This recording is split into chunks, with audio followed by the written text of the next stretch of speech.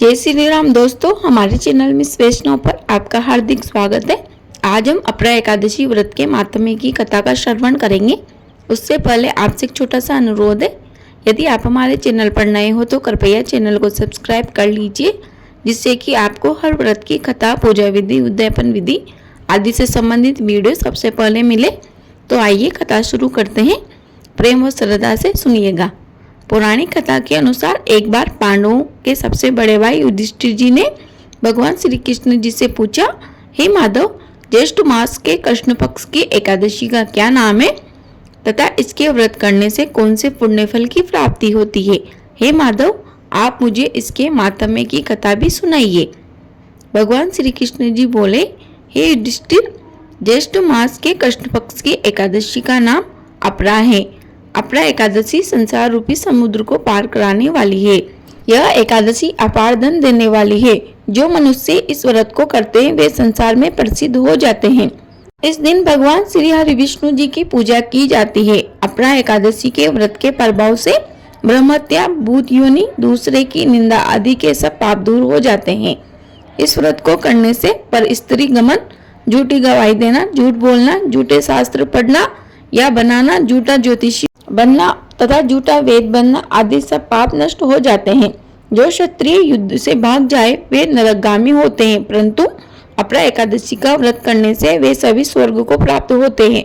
जो शिष्य गुरु से शिक्षा ग्रहण करते हैं फिर उनकी निंदा करते हैं वे अवश्य नरक में जाते हैं, मगर अपरा एकादशी व्रत करने से वह स्वर्ग को प्राप्त होते हैं।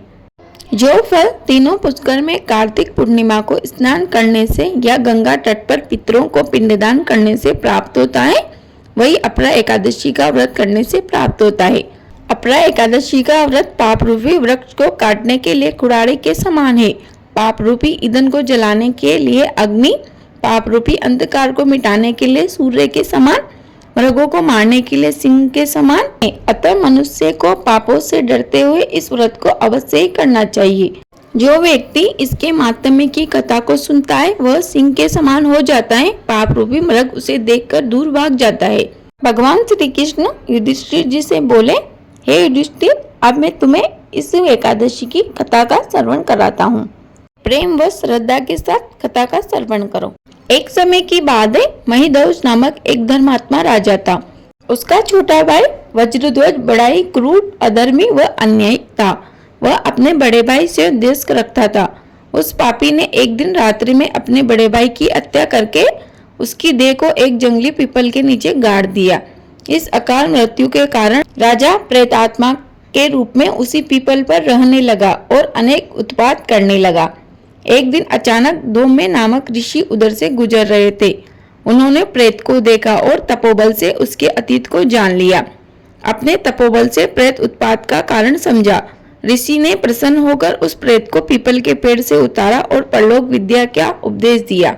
उन धौम्य ऋषि ने राजा की प्रेत योनि से मुक्ति के लिए स्वयं ही अपरा एकादशी का व्रत किया और राजा को प्रेत योनि से छुड़ाने के लिए उस एकादशी का पुण्य फल उसे अर्पित कर दिया। इस पुण्य के प्रभाव से राजा प्रेत योनि से मुक्त हो गया और ऋषि को धन्यवाद देता हुआ दिव्य देह धारण कर पुष्पक विमान में बैठकर स्वर्ग को चला गया। हे राजन, यह अपरा एकादशी की कथा मैंने लोकहित के लिए कही है। इसे पढ़ने अथवा सुनने से मनुष्य के सब पाप दूर हो जाते हैं। दोस्तों, यह कथा यहीं समाप्त होती है। प्रेम से बोलिए एकादशी मैया की जय, विष्णु भगवान की जय। मुझे आशा है आपको वीडियो अवश्य उपयोगी लगी होगी। प्लीज वीडियो को लाइक करें, शेयर करें, कमेंट बॉक्स में जय श्री राम अवश्य लिखें। आपका दिन शुभ हो। धन्यवाद।